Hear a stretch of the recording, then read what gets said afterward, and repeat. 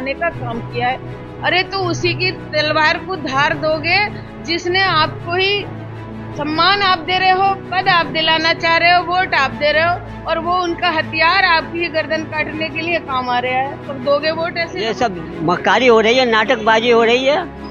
हाँ, राजनीति हो रही है मजहब के नाम पे। हिंदू मुस्लिम राइट करा रहे हैं, मस्जिदें तोड़ रहे हैं, मकान तोड़ रहे हैं, रोजगार बिल्कुल नहीं है, फुटपाथ पर आदमी को खड़ा नहीं होने देगा तो कारोबार नहीं करना। उसको साथ लेने की बात करी है, अल्पसंख्यक को, दलित को साथ लेके चलने की बात करी है।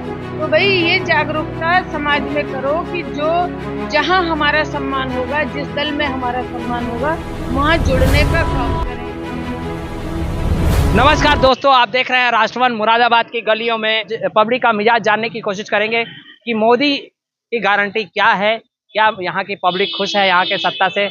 हम इसकी ग्राउंड रिपोर्टिंग करेंगे और लोगों से जानने की कोशिश करेंगे क्या लगता है इस बार क्या होगा, किसकी सरकार आ रही है। अब ऐसे कैसे कर सकते मुरादाबाद में आप लोग किसको वोट दे रहे हैं? साइकिल को जाएगा भाई, साइकिल को। साइकिल हाँ, को? अब कैसे सरकार बदल जाएगी इंशाल्लाह। साइकिल से यस। कौन खड़े हैं? साइकिल से है कोई लेडीज नाम जो रुचि वीरा। हाँ। देखिए, रुचि वीरा को यहाँ पर इसलिए पसंद किया जा रहा है, मैं बता दूं बहुत सारे दर्शकों को पता ना हो, रुचि वीरा जी एक महिला प्रतिभागी हैं और लोगों के दिल पे राज कर रही हैं, क्योंकि इंडिया अलायंस से लोग ज्यादा खुश हैं। यही सच्चाई है। आपके से इंडियन अलायंस का जो वोट है आपके उधर को जाएगा, और हम लोग जो है थोड़ा बदलाव चाहते हैं।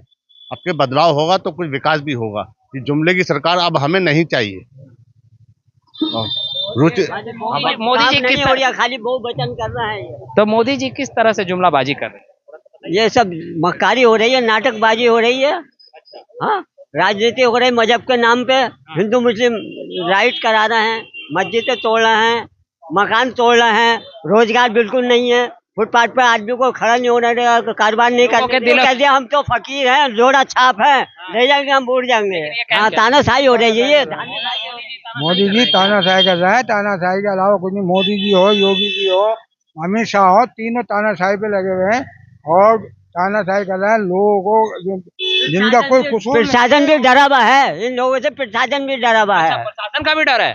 आप प्रशासन डरा हुआ है इन लोगों से कि हमारा जो मामला खराब हो जाएगा, नौकरी नहीं कर पाएंगे अगर हम इनकी नहीं मानेंगे तो।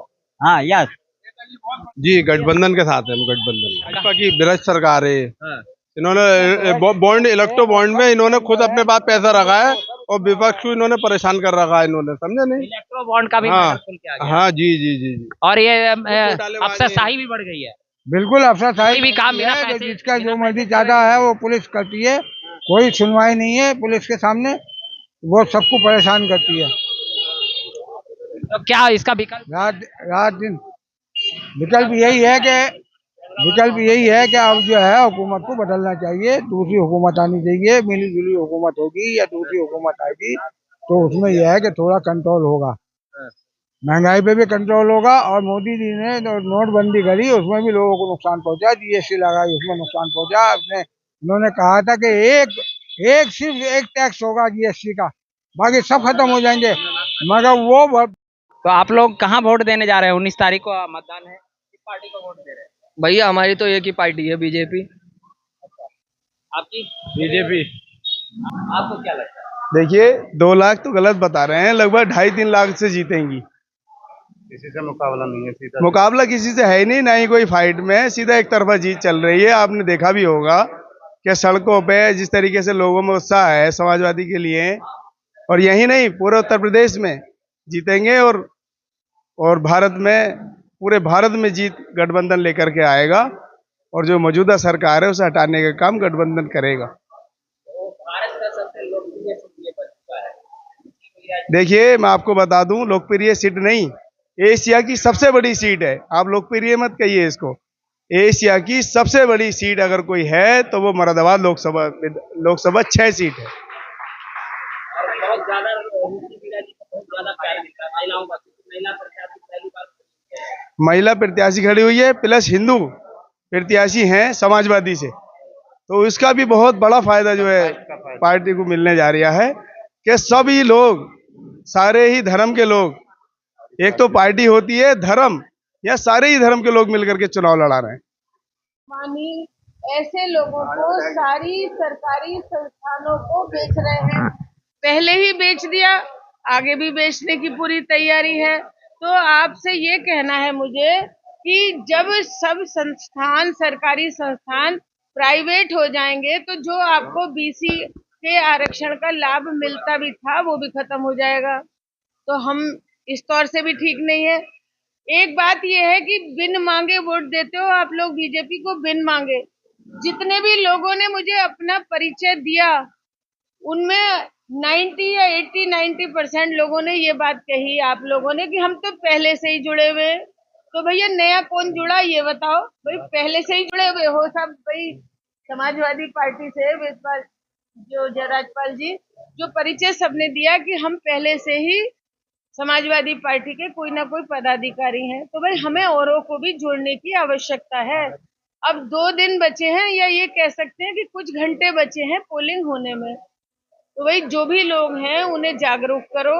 बिन मांगे तो माँ भी बच्चे को दूध न पिलाती, और तुम लोग बिन मांगे भाई सालों साल से हर चुनाव में बीजेपी को वोट दे रहे हो। कदर कुछ है नहीं, टिकट मिलता नहीं, कोई सम्मान मिलता नहीं। तो भाई जहाँ सम्मान मिले वहां जुड़ो, एक मैसेज जाए, एक संदेश जाए।